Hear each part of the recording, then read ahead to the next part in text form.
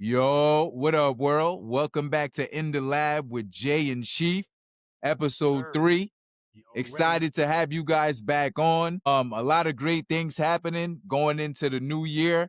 As you can see, we are trying our hardest to be consistent. Coming off of a controversial episode 2 where we discussed the Diddy documentary. Earlier, apologies to the viewers for like the anger and the tone from that episode, but this is a safe space, and it's a space where we not only talk about the greatness that we're trying to do in life, but how to get there. You feel me? So on today's episode, it's going to be wholesome content. So once again, welcome back to In the Lab episode 3. Jay, how you doing? What's the word? What's the word? What's the word? I'm doing good. I'm doing good. I can't complain. Every time we open our eyes up is it's a blessing. But Absolutely. I got something for you, man. I wanna after I say this, I want you to, if you could share a quote with us, a quote, because as we spoke about, we're gonna be incorporating every episode with a quote, especially being that we teaching, sharing views and opinions. But I was actually watching one of your pods, man, and I liked that saying that you used to have, about the if anybody say they rep Haiti or being Haitian more than you, then they lying. They lying. Yeah. I was wondering if that changed. Nah, it didn't change, bro. For everyone watching, Jay's talking about the Each One Teach One podcast, right? So that's my introduction on the Each One Teach One podcast. Here at E1T1 Entertainment, we have so much things happening. I have a podcast with my wife called Meet the Chiefs. That started when she was my girlfriend. So that journey went from girlfriend to fiance to now my wife, right? I have now In the Lab, a great project collaboration with my bro Jay. I also have Story Time with Chief, which is myself and guests that come on to tell their story about their journey through triumph to trials and tribulations all the way to triumph. You feel me? And to people that want to share their businesses. Like, what up? Talk to me. And on the Each One Teach One podcast, my introduction is I am your host, Chief, aka the Big Zo, because nobody reps Haiti like me. And if they say they do, they lying. That sound like but I still love them because I support everything Haitian. Always. That sound like something that'd be in the beginning of a song, in the beginning of a mixtape. Back to the rap days. Yes, sir. So you got that quote for us? Because I know you always got some OG quote. Always. Lesson. So you want to start with a quote or end with a quote? I think we should end with a quote always, because we're going to teach throughout the whole episode. Because if we start with the quote, the episode is gonna be about, like, I can tell the way we connect. It's gonna be the quote. My man be freestyling these quotes. You remind me of that OG on the corner with that wisdom. You know what I mean? What's today's math? You go to the store just to get some milk or something like that. You right? Yeah, I ran into OG Chief. I'm telling you, we're gonna end with the quote. Trust me, I got him. Facts. I want you to elaborate on your thinking of. I heard Charlamagne just signed a $200 million contract. Congrats. I think it's with iHeartRadio. Yes, sir. Black Effect Network, which is also his network. And I know a few people that are on that network or work at that network. So that's a big round of applause, man. 200 million. Not fact. And this is just for being himself. Absolutely. First off, shout out to Charlamagne. Also, shout out to you, man. I remember we was talking about the business, the E1T1, the parties with Safari and everything that you doing. And as I'm going through and I'm looking at some old episodes, I'm like, oh man, E done did an episode with Neat Bucks, man. E done did an episode shout out to Neat Bucks. Yeah, smart guy. Shout out. So I'm like, that's fire. But I want your opinion. I want your opinion on that because also Jada and Joe, they just got a deal with Netflix, or they're on Netflix. Another round of applause. It's a lot of rappers and people just going the podcasting route, and I believe it deals with a lot because of streaming, and they can't make money in other spaces, and just being your authentic self or telling a story, can be a blessing for you to get some money. So if you could elaborate on that for us. Yeah, absolutely, man. Absolutely. And that's a great question. When I see millionaires already, right? Fat Joe's a millionaire. Jadakiss, the best rapper ever, millionaire. Charlamagne, millionaire, on the Breakfast Club, I think 15 years plus. They called him the best syndicated gossiper radio. ever. They say he the Michael Jordan of gossip. You see, Shout out to Charlamagne. like people say shit like that, right? If you ain't got no critics or haters, then you ain't doing it properly. You feel me? But I like when I see stuff like that. It makes me know that we're in the right space. You know what I mean? Because like they're kicking the door down for creatives. There's money out there, which is why rappers are going into the creative space. There's money on YouTube. There's money in podcasting, and there's really money to not only, because I don't want to be rich. I don't want to be rich, bro. I don't want to be famous either. I'm like, I want to be in the background. If I could be in the music industry, I'll be a ghostwriter. That's how my boy was. I want to be in the background. I'm already married, bro. I found my wife already. I ain't out here chasing skirts. We did that. That's easy. You get me? Or fame, so if I could do this, if I could speak to you from my living room or in a studio and be paid for it, just telling my truth, I'll do that shit. We're doing it for free and we love it. Imagine if we're paid for it. So Charlamagne getting $200 million from Netflix or wherever, that is beautiful. Facts. That's beautiful because Charlamagne has also proven to be someone that doesn't only kick the door down, but he helps you get in. He's proven it. I know people on the Black Effect Network that are now providing for themselves and their family because of his alley-oop. I got an episode back in the day where Wolf, shout out to Wolf, asked me, yo, when you done podcasting, what is Chief going to be known for? I was going to say, I'm going to be known as the point guard of this shit. Damn. Yeah, I didn't care about scoring, but I threw a lot of alley-oops. Damn, my boy always with a fire analogy, bro. I don't think they heard that, man. Yeah, you feel me? Yeah, that's facts. I don't care about scoring. Facts. Yeah, you know how much people that are podcasting because of my text message? Yo, you should try this. You know how much people in different countries are now podcasting with people that I put them onto? You know how, like, I'd say all the time, I feel like I'm the highway to collaborate real niggas. Yeah, or real people together. Yeah, that's what I do. You like the connector. You know what I'm saying? Absolutely. The legal and I don't plug. Need the legal plug. And I don't need nothing from it. Nothing. But at the same time, it's kind of like my payment in a sense. It's like my payment. Like I like watching people I put in work. I do. It's cause like before we started connecting on the business, it's like I realized it's kind of like you got the eye of the tiger, you know what I'm saying? And then one thing too is like, you give off positive energy, genuine. You're not a hater. So if somebody is nice, you like, yo, you like the producer, like, yo, man, he nice, man. He need to be over here. He need to be doing this. And that's why, you really good in this space because even with Charlamagne, right? To bring up Charlamagne keep it real, right? There's a lot of rappers that came on there, they had bars and whatever. Charlamagne like, yo, man, you might call me gay, did that to one of my homies. You trash, you know what I mean? It's like, yo, and what I really wanted to mention though, it's like, it sucks, right? But that's what sells, the controversy. And Charlamagne, he knows how to get them clickbaits. He knows how to get them viral moments. Like, the man's not dumb. And for a while, I've been wanting to read his book. I don't agree with everything he says, and I know everything he says he probably don't agree with. Obviously, he's in the entertainment business. I read one of his books. But what you think about it? Black Privilege. That was one of the ones. I think that was the first one he wrote. And what you think about that one? I enjoyed it. I respect that.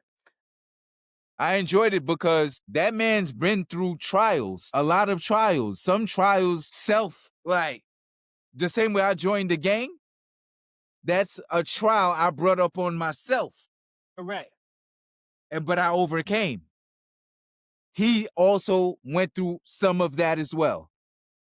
Some not respectfully, of course, some that are that is sickening shit. Yeah. But like a human, right? To human is to error, to make mistakes. Being human, nobody's perfect. And he's worked towards making it right, which I respect. To human is to error. Wow, man. To human is to error. Yeah. There's no human perfect. We ain't robots. Even robots make mistakes. Look how difficult it was for us to get on this podcast today. Because laptops and systems and shit not working. But to human is to error. And he's living a life trying to make up for his errors. And I respect that. And you should read his book too. And the name of the book, Black Privilege, is important because in society we hear white privilege or pretty privilege. Correct. I joke with my girl all the time. Well, my wife, excuse me, all the time that I have handsome privilege.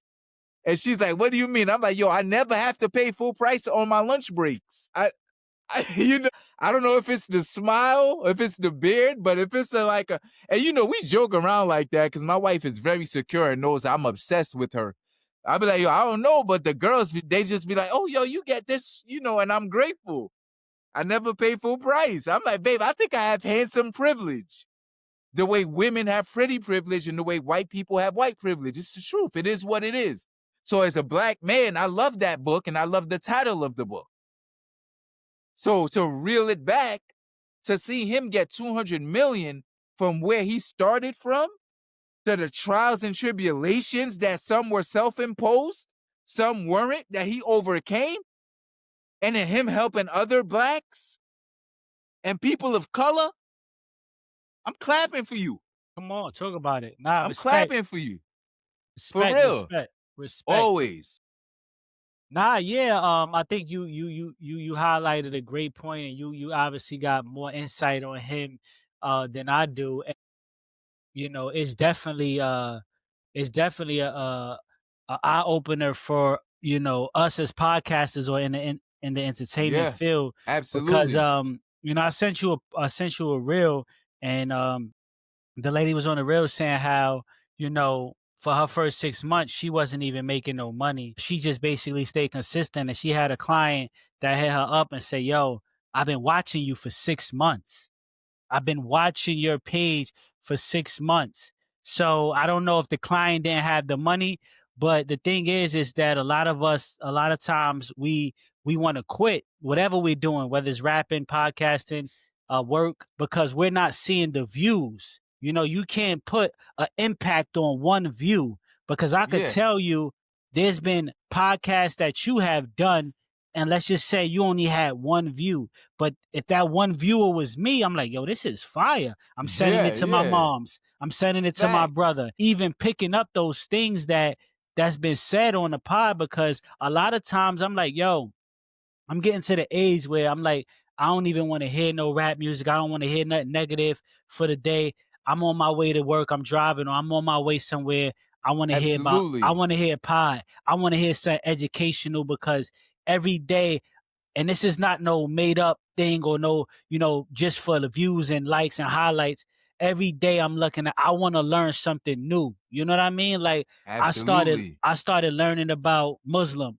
I started learning about African consciousness, and I'm never like biased. You know what I'm saying? Like if a white man speaking, if an Irish man speaking, I'ma click it on it and I'ma watch it, because I learned that you could learn something from everybody. And that's why the IG name. Teach one. Exactly. That's why the IG name is still searching. But shout out to Charlamagne, and, shout out to the podcasters or the people that's in the entertainment that's chasing that dream and that has a passion for whether it's sharing stories or whether it's, bringing people on. Can I say something? Absolutely. To follow up from that statement? I was once that person that only cared about views. Like, yo, I need 1,000 views. I need 2,000 views, until I got 60,000 views and realized that the views don't really matter. You know how many doors opened up for me from simple conversations like this? It took one episode. You know how much money I made from somebody just watching the episode that basically had less than 1,000 views? You know how much doors opened up for me? Because of the person that I am and the person that you are. people want to hear us. People want to speak to us. There was a door that's about to open based off of the amazing James Baker Jr. interview. When he said, nobody's coming to save you. And people hearing my testimony. I got like 13 requests a DM of people offering me money just to talk to me. You think I give a fuck about a view? I'm that nigga in real life. Amen to that, yeah. And by that nigga, it's not being egotistic or trying to be a 20 gold chains. But if I want a gold chain, I could buy it. Respectfully, that's not my life. Not facts. It's never been. I got a few chains, but I just be chilling, bro, because I'm, like you said, right? I'm just authentic. I'm myself all the time. Like, I don't dim my light or who I am for anybody. I sat up on this pod with you, episode, or our first guest, James Baker Jr., and I told the world I was hospitalized twice. People hit me up like, yo, I didn't know. I'm like, it wasn't meant for you to know. God and my wife got me through that. Amen to that. You feel me? Like, I'm good. Like, so views are important. I get it. Because views show other people that other people are watching you, okay? But that one view of somebody that really got it like that, yo, I need to speak to you offline. What's your LinkedIn? That's what I'm on. Because I know the bag's gonna come. I've already gotten bags from this. You get me? Like from Meet the Chiefs? That's just me telling a story about my girl. She already had an Amazon storefront, people buying. That's a bag from people seeing her, how she dressed and she bad. That's easy. Other people started podcasts because of my podcast with my girl. That's fire. I want to see people win. And on that topic, bro, don't forget, bro, I need you to send me, I don't know if I got to send you a text reminder list. I need the Meet the Chiefs, send me a few of those episodes for where I can start. I might binge watch with that. Yeah, thank you. The E1T1 merch, it looked like you got some E1T1 merch on right there. Dream big on right now. Yes, sir. So I'm definitely gonna need that size large. Yeah. Yeah, absolutely. And I definitely wanna lock into those episodes. And like, bro, it's all on where our episodes are. E1T1 Entertainment. It's like playlists on there. So I put Meet the Chiefs, E1T1 Podcast Season 1, Season 2, and now I'm gonna make In the Lab. But what I want you to do, I want you to send me a favorite one, because what happens is what I did was when I started watching your podcast when you guys was doing the E1T1, so it'll give me the algorithm of when you either do something new or the algorithm of something closer in that field. Got you. That's where I'm learning from you. I don't know shit about algorithm. I just show up, I log on, and I talk. Nah, that's facts. So that's what I'm learning from you, algorithms. There was another comment said by 21 Savage, caused a lot of controversy, and he basically was saying like, yo, the streets is dead to him, or the streets is dead. I don't know if you saw that comment, so I definitely want to hear your take on that. I mean, like, what is the streets? You asking like, me? Or yeah, what is the streets? Like, you talking about? I think he's considering, and when they say the streets, I think he's considering street life and street politics. Yes, right? 21 Savage has been a millionaire for like 10 years. So I don't think he's seen the streets in maybe a little over a decade, right?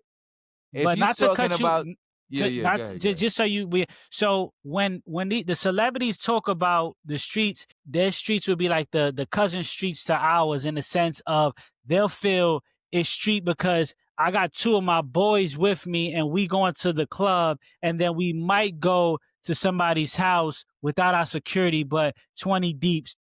Basically, in their sense is just because they're a millionaire, they still live in a street life. That's why some of them still get like, charges and arrested for certain things.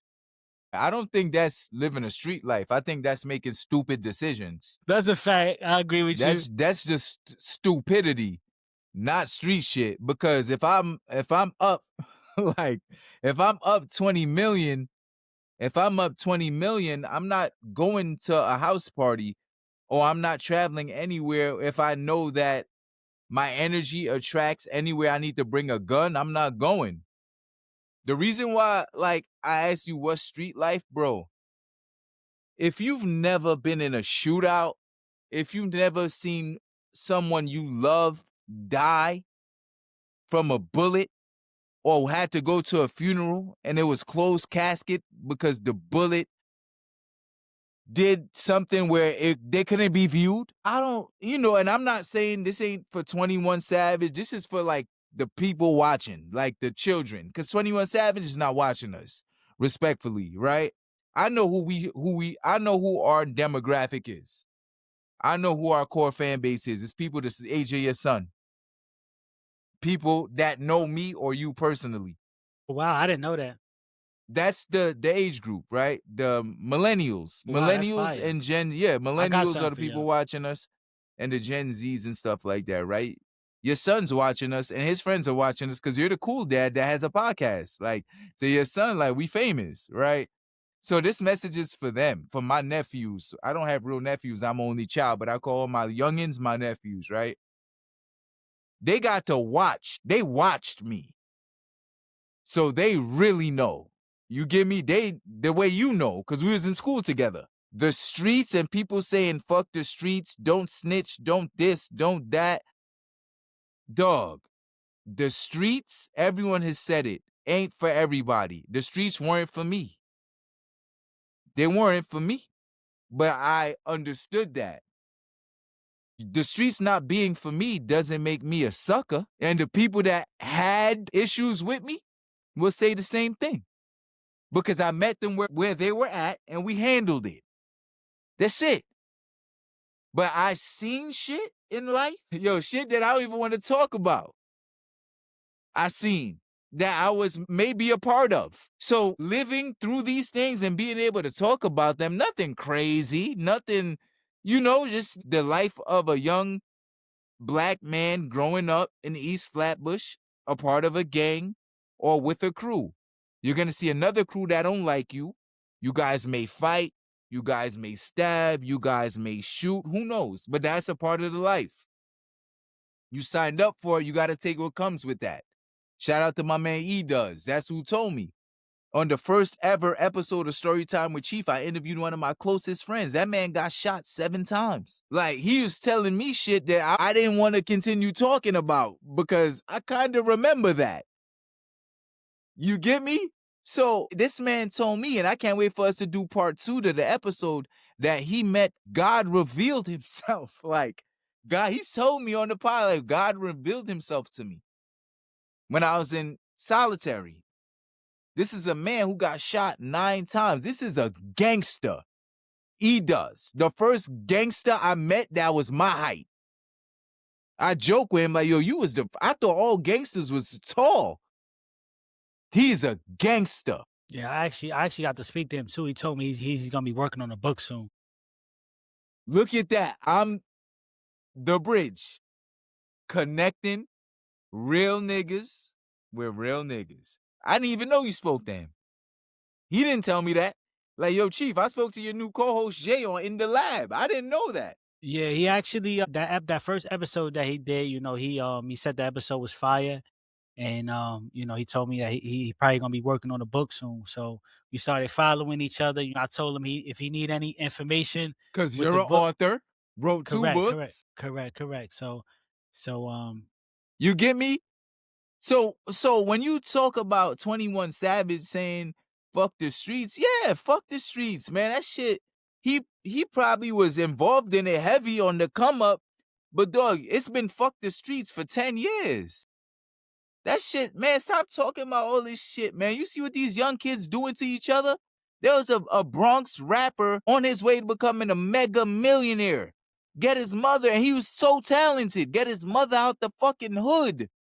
That was sentenced to 30 years in jail. You're talking about K-Flock, I think. Yes.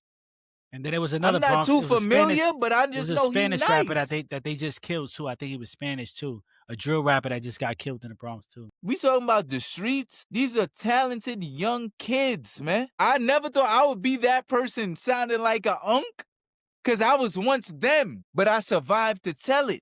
Probably not to be real, I was not. Let me take that back. I wasn't as bad as them. Yeah, you wasn't. Yeah. But I could have got there. Yeah, and I'm happy I didn't. No, absolutely. And I think so. It's two things. Like when you spoke of the comment that you had mentioned, I felt like you were speaking to the young brothers. I don't like to call them YNs. I get a negative feeling from that. But what I see too is like not only from your book jobs, but that's what you was called to do. And even though you never went that way, but you could have, you know what I'm saying? Because absolutely it was a one situation away. And what I realized is that when you get like, I heard somebody talking about that's a bar. One situation away. I heard somebody talking about their first body, and it's like, you know, after your first body, you know, whether they say they throwing up or they in the bathroom and they experience that, it's like after a while, it's like now you become that demon that you talk about. You become it, and because now it's like I've done that. It's nothing to me, right? And it's like this is what I could go and get if things get serious, because sometimes that's how certain people, that's all they know how to do is solve problems, whether it's with their gun, with their hands. They can't have a conversation as a man. I cry out for the community, and sometimes I'm like, man, they ain't never gonna learn, right? But then, even though they never gonna learn, but there's always a remnant that's listening. Like whether you said, oh, it's my son or his friend, there's always somebody that's listening. That's that young chief that was the leader, but was just doing stupid stuff. And I always tell my son, I'm like, yo, you a leader, you know what I mean? Like he was thinking about like, yo, should I go to a trade school? Should I this? I'm like, listen, as I see you a smart kid, you know what I mean? To basically go to college, working with your hands at the moment. You don't need to be doing that because I see how you operate with the family, your little brothers. You a leader. You understand what I'm saying? You give supervisor, manager, different, those kind of operational vibes. Not saying that you can't, but I'm your father and I'm seeing you work, right? And the thing is that in this generation, you know, we glorified the streets, right? Somebody just came home. Oh, he's cool. He's getting money. Oh, he dressed like a dope dealer. We glorified the streets, even the musicians, and they got glorified so much that somebody doing the regular average life, being out the way, being so-called boring, got considered lame, whack, corny, soft. And that's really the person that's really living life. I heard it was Beanie Siegel. He was on an interview and he was saying like, yo, to that dude that's working a 9 to 5 and taking care of your family, you know, that's gangster. He said he got a dude that's his right hand man. He's probably one of the toughest dudes out of them all, but all he like to do is go home, play his game and chill, right? Yeah. But bro, it's amazing. To bring back to the point that you said, because you said something really fire, and I felt that message was basically for the youth. So hopefully they could go back and for sure. And basically replay that for the streets. For me personally, to get on the question as far as the streets dead, I feel like for me personally, the streets been dead. And I feel like they bringing this up, and I'm not trying to bash anybody. You know, Young Thug had the cheating allegations, and they like, that's the whole point too. The streets is dead. Is like everybody's saying that they not snitching. I know there is a few that stay solid. In the end, it's like it's so much politics. Now, was it cheating if your homie died and you telling on him? It's so much politics in the game, because what I start realizing is even if it's not snitching, people are really trying to do for them what's in their best interest. And I share a story, right? The brother's name was no, I don't even want to mention the killer's name. I'm not even gonna mention the killer's name because you know what? The person who got killed, I think his name was Tymir Haley, and the last name of the person that killed him his last name was Curley. This happened in Ohio, right? And it's a perfect case for the streets is dead. They had two different fathers, same mother, grew up in the same household. Story happened in Ohio. I believe you can see it on Netflix. You can see it on YouTube. So there was brothers. Half brothers. But one of the brothers that was the shooter, he always had animosity towards the other brother. Homie was going to school, no record, no jail record, clean as a slate. His father was in his life. homie was on the straight and narrow. Bro, I lie to you not, bro. I saw this yesterday, bro, and it nearly brought a tear to my eye because I felt like I was the young dude that got killed because that was even though if I tangled in the streets, I was on the somehow find myself on the straight and narrow. I was, what I had to do. Long story short, they moving. Then the shooter, he says the other brother's going up the stairs, and he tells the other brother, oh, hey, why you keep going up the stairs? Basically we got work to do or whatever with the house. So the shooter's Mr. Curly, whatever, he's like telling the other brother why he's going upstairs, whatever. He want to, control. I think he's the younger brother too. Long story short, they get into an argument. The brother that got killed, I think his name is Tamir. He's like, yo, you not SHIT without your gun. You know what I mean? I guess he had his gun on him at the time, and he's telling him and his brother to another brother, but it hurt him because he started to realize that he's not. Long story short, he gets out his gun, he shoots his brother. The gun got a switch on it. The mother gets scared. He shoots his brother again. The brother falls off the truck. Homie stands over his body. And I believe he said it was more than 16 shots that he had in this clip. The mother said she didn't know whether to run to stop the shooter or to run to basically protect her son that's getting shot. Oh, so when she goes to run to protect the son that's getting shot, she said she felt like a possibility that he was pointing the gun at her. Long story short, she ran away. I'm just a thinker, and I'm like, how could this brother got saved? If I'm this brother, am I even going over there? Am I just gonna walk away from my brother? Because you notice when there's certain tension and when there's certain jealousy, basically in the home or in the area, in the atmosphere. But I realize when you live in a space of jealousy, hatred, you know what I'm saying? Hard to avoid. So he must have been holding all that jealousy, all that hatred in for his brother, and to stand over him, not only shoot him, but to stand over him, murder him. Personal. In cold blood. Guess what happened? That's personal. His daughter was there. His daughter was 1 year old and witnessed it happen. His niece. So he was able to do that. And then it made me realize. The shooter's daughter or the deceased daughter? The deceased daughter. Yo, his own niece. He his own niece. His own niece. And it just made me realize is that you don't really realize how deep you get into the streets. I know obviously some people say, hey, I won't never do that to my brother. But you don't really realize how deep you get into the streets until you realize your ego and how much of a point you have to prove to the world, to people that I'm the man. That I'm not. That's a mental illness? Yeah, no, but I feel like because it was kill your half brother in front of your niece and your mother because you were jealous about the way he was as a child or during your upbringing. This is someone that you probably slept in the same bed with as children, y'all little kids. To execute him, stand over his body with a switch. Do you think that's somebody who's too street or somebody who has a mental illness? I think it could play both roles, but I feel like you don't realize how deep you get into the streets because you become desensitized to certain things. It's normal for a family member to get shot. Like he had a 10-year-old brother that was in a car. His 10-year-old brother had got hit off of his beef. It didn't help him to stop.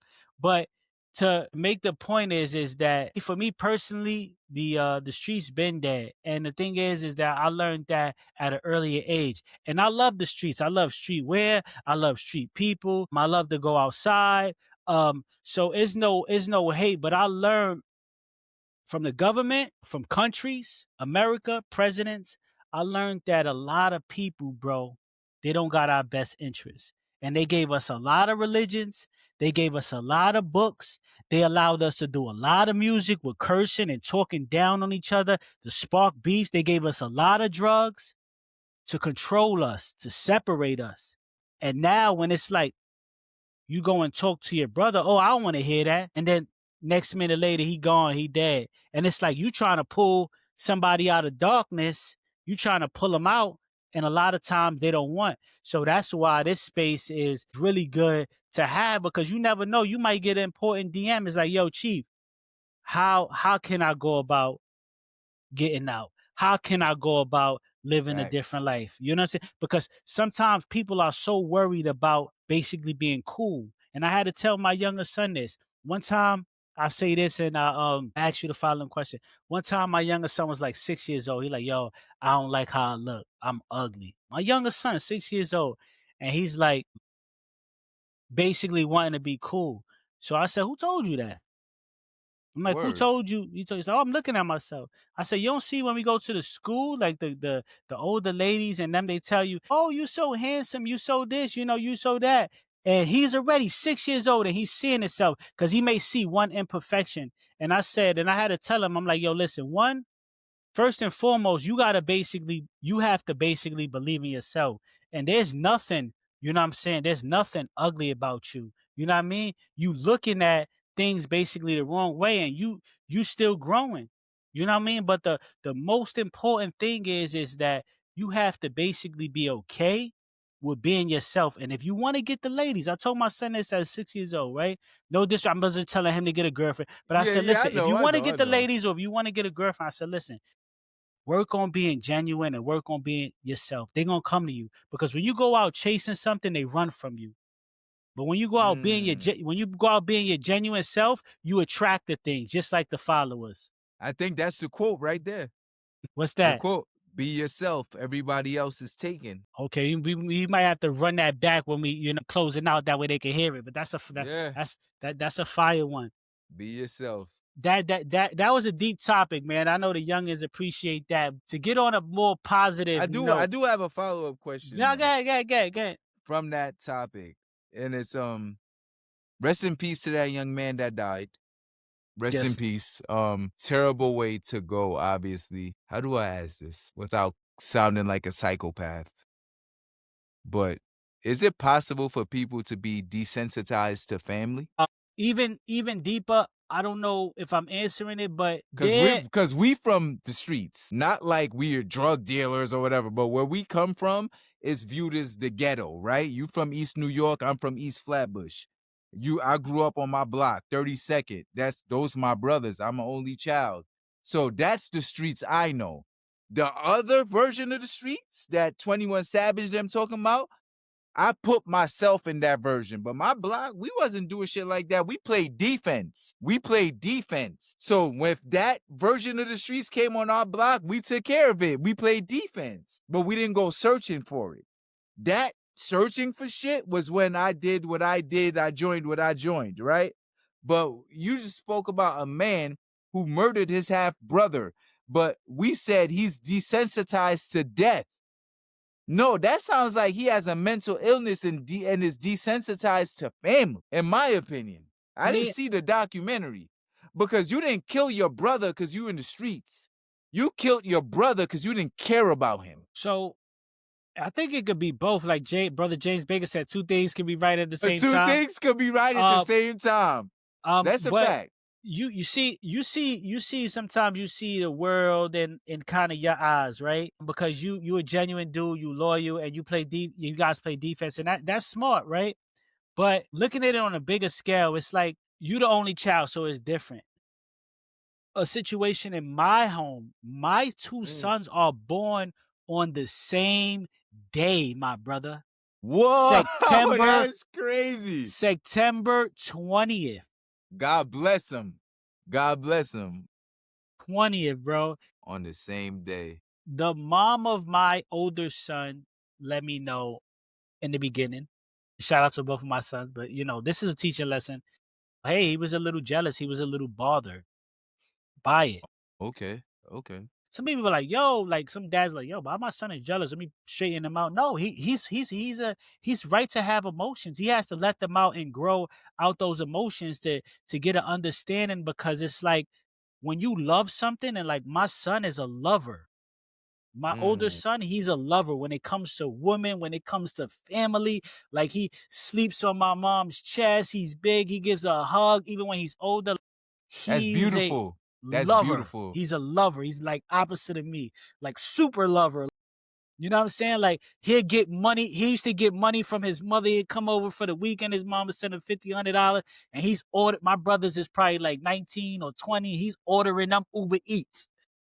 Oh, wow. Lover. And he loves his family. Correct. But to get back to the story, he was jealous. And I'm like, it messed me up because I'm like, he never shared that, like, he never really shared that much affection with me, but he really loved me to himself. Like, okay, that's my dad. That's my mom, whatever, right? But to get on the deeper scale, as I continue to bring them around, he put his little brother under his wing to take him over there to build that love, to build the bond. And a lot of times it's like parents or kids, it's like, oh, I'm not crazy about my dad. I'm not crazy about this one. I love him. But it's a difference between loving your child, building a bond, loving your siblings and building a bond. You know what I mean? You teaching me. I don't got siblings or kids, so I'm learning. Correct. So you can grow up jealous and envious of your family member, right? Like one family member is smarter than the other. The mother looks to him like, I know my mom got a favorite child. It ain't me. I wasn't envious. I'm like, Mom, I'm watching. I peeped that, but I can handle it. Wow, how do you, if you really feel that way, how do you handle it? Because I've never had to experience that. How did you handle knowing that your mother had a favorite and it wasn't you? So one, what I try to do is I try to evaluate the situation. I try to get an understanding. Is she playing favorites because my brother's lighter than me? So I try to get an understanding of the situation, right?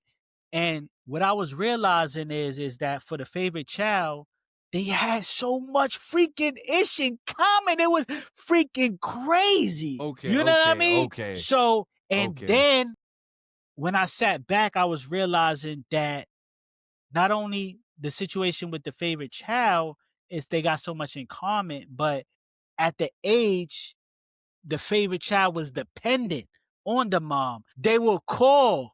You see how you call your mom? Yes. They will call. They built the bond. Okay. Of need, and my mom felt empowered that my child's dependent on me. Now I'm like the boss.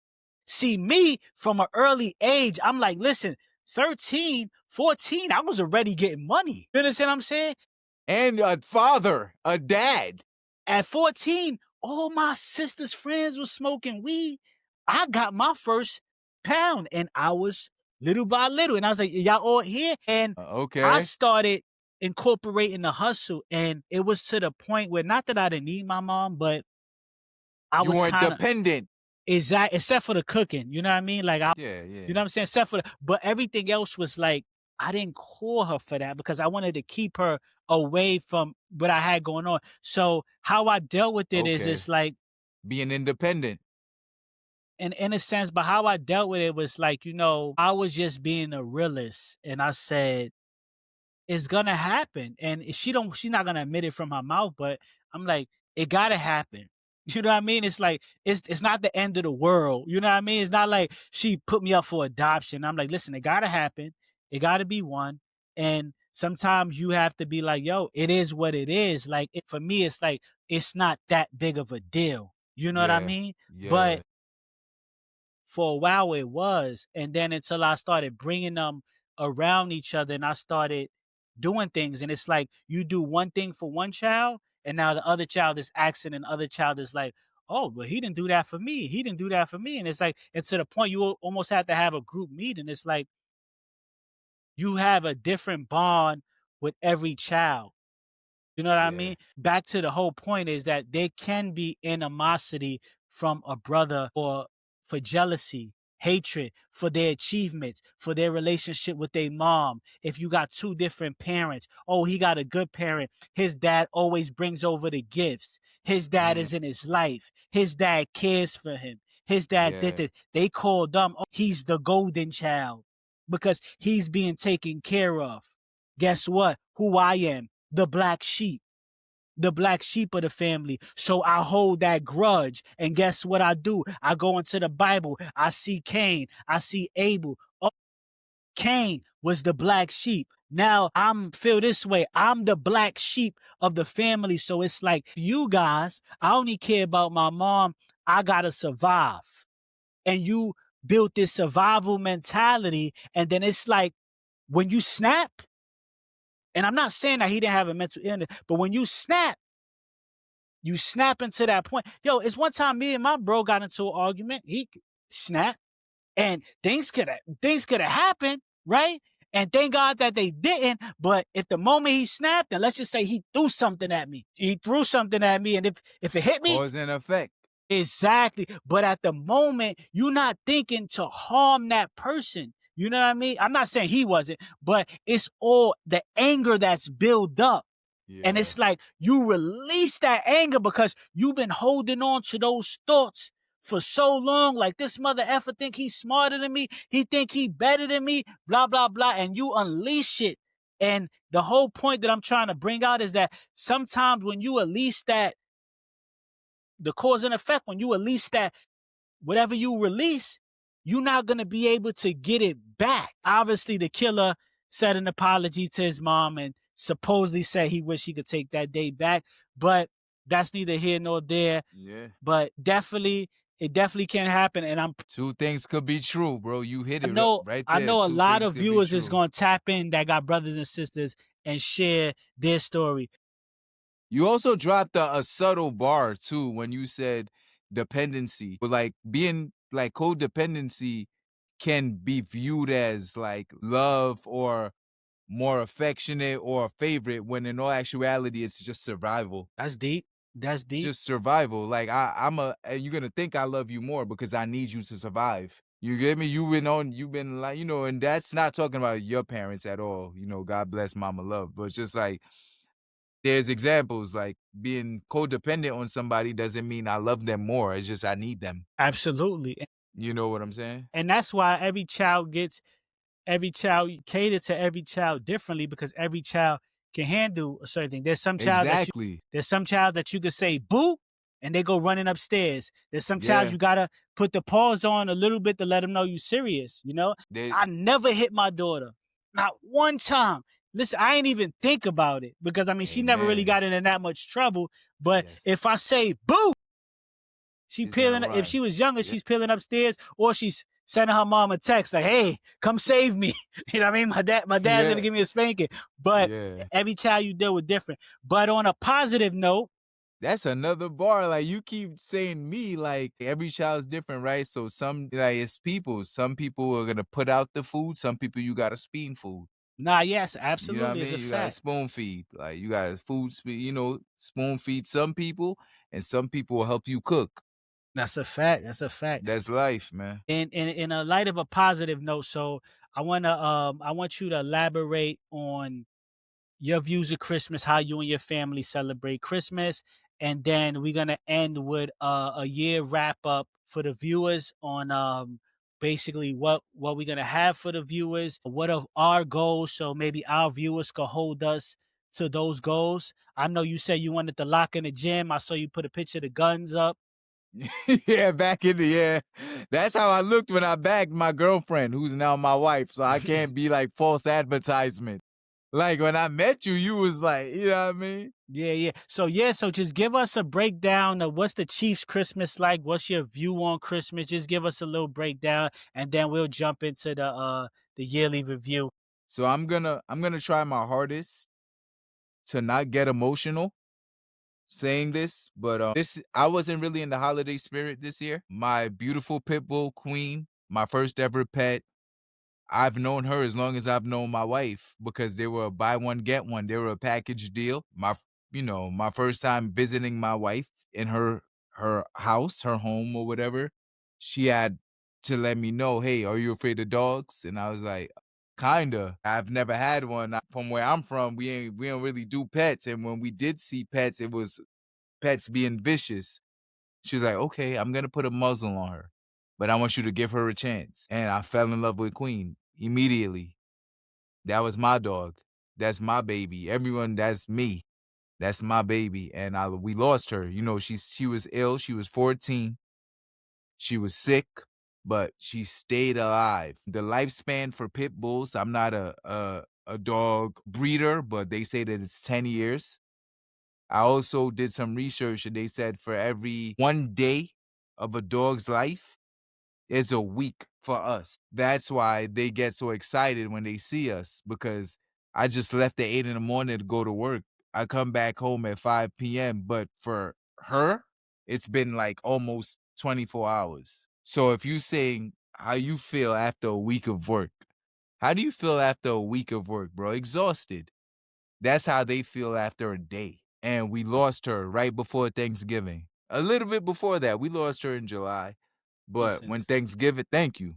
Thank you. And when Thanksgiving came around, Thanksgiving, me, my girlfriend, and Queen would wear matching outfits every Thanksgiving. I knew her as long as I knew my girlfriend, who's now my wife. We're going on 9 years together real soon, almost a decade. So for 8 Thanksgivings, well, no, for 7 Thanksgivings, we wore matching outfits. Me, my wife, and Queen. So we weren't able to do it on our 8th Thanksgiving together because, on our 9th, because, she passed away. So for Christmas, for Thanksgiving was emotional. I put up a post talking about my baby. I miss my baby. I miss my baby. But my wife, and they say, society says time heals all wounds. That shit is a lie. Cause I'm mourning people I lost, like in the trenches still. Time don't heal shit. It just helps you forget. But time doesn't heal all wounds. Cause you still remember it. You'll forget it for a day, but something's gonna come up. I can't even look. You see that picture, that wound is fresh. It's like It's fresh. Time doesn't heal all wounds. It's just time allows you to forget. It makes it a little easier. I can't even look dogs in the eye. I be at my job. Dogs be like looking at me in the eye, and I can't. I can't do it. I'd be having to step away because that was Queen's thing. She had beautiful brown eyes. And she would just look at me, and I know she loved me. There's even research that says that dogs love their owners more than they do food. Imagine that, right? So my wife was like, yo, babe, we got to start a new tradition for Christmas. Because when Thanksgiving came around, my wife wanted to wear matching outfits. She was just as distraught as me. But she's like, we need to do this and then get an outfit for Queen and lay it on her bed next to her ashes. And I told her, I love that idea, but I'm not ready yet. I'm not ready yet. Like, I'm an only child. Queen was my sibling. She was my daughter, my sister, my everything. You feel me? But I don't want to deprive. But this is also the first year as a husband. So that Thanksgiving was important to my wife because it was her first Thanksgiving as a wife. This is her first Christmas as a wife. So as we were potting, she was right here putting the tree together. We got a tree. It's right here. She's making coquito, the V's Coquito. Shout out to V's Coquito. That's one of my wife's businesses. And Coquito sound good right now. Yeah, I'm waiting for it to get cold. She gonna bring it over. And she was like, babe, I want us to wear matching pajamas for Christmas this year. And I said, I think I'm ready. So to answer your question, this Christmas is gonna be, it's gonna be sad, but it's gonna be my first Christmas as a husband, and my wife and I are gonna wear matching PJs and unpack gifts. And she said something to me, I know she meant it, but she was like, it won't be only us wearing pajamas soon, because we're married now and we want to start a family. So she was like, let's start this tradition, pajamas for Christmas. And who knows, maybe next year or 2 years from now, it'll be another person with us or two little people with us, whatever God says. And that will be the tradition, pajamas with your family. But let's start it this year with our baby watching us from heaven. So that's what we're doing for Christmas this year. Matching pajamas. She's cooking me an amazing Christmas dinner because my wife is basically a chef. She cooks me a turkey on Thanksgiving with every side dish I want and a whole chicken on Christmas with every side dish I want. But she has to put penne on both, though. I need penne. I have to. That's something she introduced me to. I got to have my penne. So, yeah, that's what Christmas is looking like. Matching pajamas, unpacking gifts, and a great Christmas dinner. And it's going to be celebrated on the 24th, Christmas Eve. So that Christmas Day, yeah. No, go ahead, finish. So Christmas Day, we could just stay in bed under the sheets, cuddling all day, drinking hot chocolate and watching movies and shit. So So she introduced you to that Spanish life because Spanish life. She introduced me to it. Yeah. That's what y'all do. Y'all celebrate Christmas the day before? Yeah. It's like most everybody they open up their presents on Christmas Eve and they just chilling. They just chilling Yeah. Christmas Day. Yeah, Nah, that's what we gonna do. that's fire. But Thanks for listening, bro. And I didn't cry. absolutely So yeah, I was trying. the Puerto Ricans be wanting to chop me up because I don't eat pork chops or pedi, and that's You don't something eat penne, bro? Man. that's something I grew up on.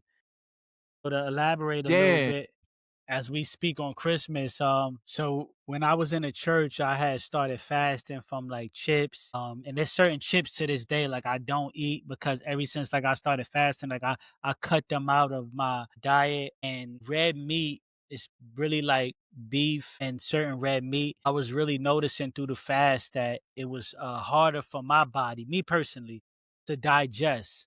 You know what I Mm-hmm. mean? Like a day later, 8 hours later, I'm burping, feeling like bad knee. Okay. That's me personally, right? But every here and there, like I mess with my turkey bacon. I don't have a heart attack if I find out there's pork bacon in my sandwich. But for the most part, I've been trying to transition to get out of the red meat. That's gonna be one of the goals. But while we on the church topic, the last 3 years when I was in church, I was a born again Christian for 7 years. For the last 3 years, well, basically you could say after the third year, I kind of stopped celebrating Christmas. Right? I would celebrate it in the sense that I'm gonna get you a gift, but there was like a verse in Jeremiah about trees. I became very religious, and it wasn't so much of being a religious person, but it was more of I just wanted to respect God. I'm Mm. like, if it's Christmas, like even on New Year's, like I didn't even watch the Giants in the Super Bowl. I remember I'm like, damn, I wanted to watch the Giants, but we Thank had you, a my love. we had a church vigil. I wanted to go in the church instead of watching the Giants play the Super Bowl. And I remember after church was finished, I'm going to ESPN trying to refresh the app to see who won. To get back on the topic, so we didn't really have a Christmas tree in the house. And my mom and them used to always come over. They used to give me havoc. Oh, this and that. They used to give me havoc. And then sometimes I will be around for the holidays, but it'll be 10, 15 minutes stopping by because we did a Christmas church party on Christmas Eve. We did a lot of events. And that Fire. that that that became the family. So for now, for me, it was more like I'm not personally crazy about Christmas because I really get upset on how like the world tries to overcharge you, tries to throw Christmas things in your Capitalism. face. We freaking went to Hobby Lobby, bro. It's like $300 for a Christmas tree, $200 for decorations. Like, come on now, So that type of stuff kind of really it grinds my gears. But this year I was blessed. I didn't even have to get a Christmas tree. My brother bought me one. He brought one from Mm. his job. My other sister brought a tree. They wanted to make sure the kids, it wasn't no Grinch this season. So I ended up with two trees, didn't pay for one. And Yeah. and for me, it's more like even though I'm not crazy about it, I always could find something good in if there is something good to find in a situation, right? So for Absolutely. me, Glass it's half like full. giving that opportunity to give back, whether you helping out, serving some food, you see the homeless person, you give them a gift. My mother, she adopted a child this year. Oh, wow. Congrats. Congrats, mom. And it's crazy because I believe she is Haitian, I believe in Dominican. So Okay. so uh Shout out to the so Zoe. so when you out in Florida, you go you know what I'm saying, you definitely can meet her. So but even Nice. even Nice. even that's Christmas for me, right? That's what it really means to me. It's like how you could be a better person and give back. And it just bothers me that some adults or even some kids is like to the point of gifts, give me this, spend what you're gonna get for Christmas. They missed a big message because for me it's like we don't even really know if Jesus was born on the 25th. And if it's really supposed to be about that, it's like then you know what I'm saying, in a sense of that's what it's about. But for me, I realized I could appreciate, even though I don't agree with anything, anytime the family could come together um as one and just come together. But as far as me personally, I won't lose sleep if it like if my wife or somebody say, we not celebrating Christmas next year. Same. Yeah, yeah. Because that's just how I'm wired. I know, for an example, my son, he go to my mom's house, he's like, hey, my dad didn't turn on the lights for the Christmas tree where he's at where he's at work. He turned the lights on for the Christmas tree. When he come home, he like, yeah, I think he trying to save money on that light bill. So for my son, it's something big for him. Do you know what I mean? Yeah. In his growing up, it's like, all right, it's something big for you. I got you. But you know, I just feel that America or certain countries, they just try to put certain things in to control us. And it's almost like you forced by the family to celebrate something, right? Whether it's Halloween, whether it's Thanksgiving, you can speak about Indigenous Day, whether it's anything that everything's been Americanized, it's like nobody money. correct. But the family is not in a sense of to respect, like, I'm not crazy about that. Just because you are crazy about it, like, I'm not. But on another note, happy holidays, guys. Thank you. You know what I Thank you. mean? I did make sure I wasn't the Grinch this year. I went out and took care of everybody in the family. I went out and got them a gift. Yo, Jay, hold on 1 second. Your Uber here, love? Oh, okay. Gotta say, later to the wife real Absolutely, quick. absolutely, I'll be right back, viewers. Thank you for understanding. I'm a married man. Gotta send my woman off right. absolutely. Get that license plate on that Uber. Let me see that. Good time, my love. I love you too. All right, viewers, I'm back. Waiting for Jay to pull back up. Yo, Thank you y'all for back? tuning in. Yeah, I'm back. I'm back. Yes, sir. Yes, Gotta sir. walk my wife to the door always. Nah, you straight. Yeah, get Always. that license plate of the Uber. And I had Facts. when it filled my cup Now, up. our maid of honor picking her up. Oh, that's fire. Yeah, so yo, bro, we can end. Give them your goals for the year. That way they can lock in.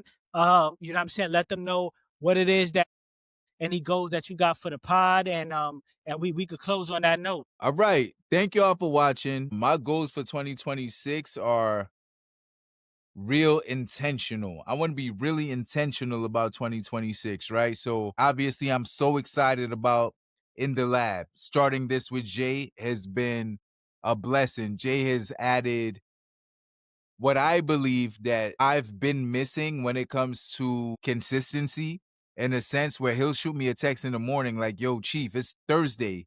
Where's the throwback Thursday? I'm like, oh, already on it, boss. I got you. And it feels good, to have someone that I align with and where am able to pursue this journey with. And just another leaf on the E1T1 entertainment tree, right? So I got my podcast bros, I got my wife episode, I got story time for me and my solitude with guests, and I have In the Lab with Jay. I'm also working on 3 other shows so that way I can have 7 shows for the year. Wow. Yeah, like, excuse me, 7 shows for 1 show for every day of the week is Wow. my goal. That's something I Damn. always wanted to do, and I tried it before, but I feel like now is the right time to do it. So that's one thing I'm really excited about. So thank you, Jay, for joining me on this journey. We're In the Lab. For 2026, I want to get back in the gym. I know it's going to sound funny because everyone says that for the new year. They open up a membership and never go on January 2nd, 3rd, or 4th. But for the people that know me, they know working out is something that I really enjoy. And there was a point in my time in my life where I was like really, really in great shape. But to share, the reason I used to go to the gym so much is because I was depressed. At that time, I didn't know what depression was or even believed in that shit, but I hated my job. I hated the life I was living. It was a life without purpose. I was just working and, just living and jumping from like girl to girl to girl. And I just was working out and I was looking good and getting big. And God was like, all right, nah. And then I met my girlfriend who I just kissed goodbye, who's now my wife. Amen to that. So I do want to work out now because I'm happy, not work out because I want to get away from the life that I'm living. So only Exactly. discipline's going to do that for me. So I want to get back in the gym. And lastly, 3 things. I want to pay off all of my debt in 2026. And I say all of my, like it's a lot. It isn't, but it's still debt because my wife and I have a plan. And in order for that plan to manifest, I want us to walk into that plan debt free. Wow. So that's my goal.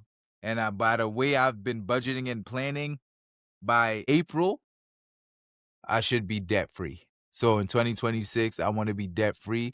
And, then we start working towards paying off that master's degree debt. Then we work towards that, but then we're going to be in a better space doing that where we want to relocate to and stuff. So consistency with the podcast, getting back in the gym, paying off debt are my 3 goals for 2026.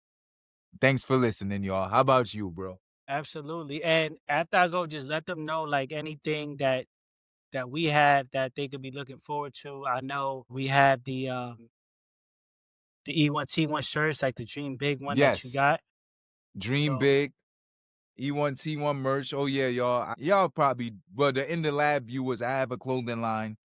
I used to sell it online, also at the Fashion Library, a great boutique, my bro's boutique. I decided to focus more on podcasting and, you know, let the clothing line lay low for a little bit. But now that I'm back in the game, hard body and consistent, I do have merch. I'll be posting it on the page. Let me know if you want it. Cash App, meet up, link up, whatever you want to do. I got some fly fits, some fly hats like Scully's, dad hats, snapbacks, all that. But I'll start posting it on the website again, and then I'll get it to you. Well, on my the number one teach the number one podcast is the IG. DM me, and I'll let you know. DM me your address or where you want me to send it. The merch is here, and then we'll be working on In the Lab merch. That's a fact. Jay and I are working on In the Lab merch. Like we working. We working, man. I'm excited. So one of the things that we have, and we'll speak about this too in the next EP. So what we working to do is we working to have a episode at least bi-weekly for you guys, at least twice a month. We will have an episode. We have a lot of EPs in the chamber waiting. We also have the merch, both In the Lab, E1. Anything that you see us with and you want to get, and we can get those affiliate links as well. And then Absolutely. we also gonna have a we also gonna do it in person. We're gonna have an in person one for you guys soon. Yeah. But Yeah. to go on my goals is a deep list. I like to get personal. But the gym, which I started 3 months ago. So every time I try to make a goal, I always try to get into the year ready. I'm already attacking it. And that's really for just to become a better version of myself. I ain't trying to get cock diesel, you know what I'm saying? I'm still trying to be able to wipe my butt, but you know what I'm saying? I am trying to I want to be that best version of myself, especially for my kids. Chief mentioned the In the Lab, so we're gonna be working with some designers, nice little logos, some In the Lab shirts, some In the Lab pod shirts. That way the supporters could support the brand, and we could also, that's what we want to do because that's how we feel. We feel In the Lab. The other day, me and him Fact. had a conversation on the pod, did the pod, got off the pod, got on a FaceTime, and then we chopping it up basically about life. And it's like, yo, that's how it is. It just be like, when things are so authentic and genuine, it's like, it In the just keeps lab. going because we kind of live in Facts. similar lives.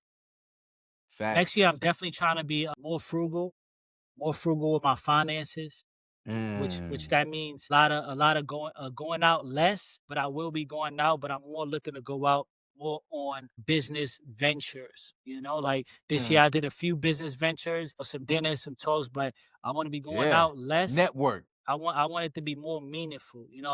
The past year I went out a lot and showed my face, but it's like I start to realize your presence, your presence is worth something. So when you want to pull up to something and you're doing something, you want to make it worth your time, right? Amen. Another one of my big goals is reading. I really want to get into get more information about African consciousness. I'm looking for the Quran and or the Quran or in English. I've been doing audios on YouTube. Fire. So Fire. I want to get the English version of the Quran. I still dig in my Bible, but I just want to have that knowledge. You know what I mean? Like, Yeah, it's nothing that's wrong with that. beautiful. That's beautiful. So another big thing I want for the podcast is I want us to interview more guests. I want to hear their stories, whether I'm not even there, whether it's on story time. I told Chief I've been remodeling my garage. I got like a Yeah. backdrop. Yeah. I'm working on getting a few things. That way I could bring you guys the one-on-one time or just basically speaking. I love it. Basically, really saving. I have my own personal saving goal that I'm looking to accomplish, and then I got a big project. My daughter's graduating, so that's a whole project in itself. Definitely Congrats. appreciate that, dedicating the time to curate that and make sure that's good, and that's going to be a good opportunity for me to also be in New York networking and basically doing basically what I have to do.